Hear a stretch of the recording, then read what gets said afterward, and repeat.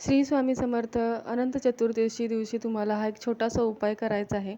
अनंताचा धागा आणायचा आहे. अनंत बाजारामध्ये मिळतात. ते प्रत्येकासाठी एक एक आणायचं आहे आणि त्याला सकाळी अंघोळ वगैरे केल्यानंतर त्याला गोमूत्र शिंपडायचं आहे त्याच्यावरती आणि त्याला हळद-कुंकू वाहून त्याला 14 गाठी मारायच्या आहेत. प्रत्येकाने आपापल्या गाठी मारल्या तरीही चालेल.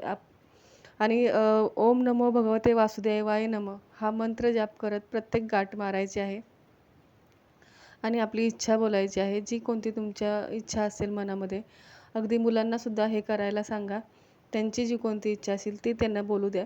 आणि हे धागे जे आहेत ते मंदिरामध्ये ठेवायचे आहेत. 1 तासभर ठेवा किंवा दिवसभर ठेवा आणि संध्याकाळी 7:00-7:30च्या टायमिंगमध्ये तुम्हाला हे धागे हातामध्ये प्रत्येकाने बांधायचे आहेत. भगवान विष्णूंची कृपा नक्कीच तुमच्यावर होईल.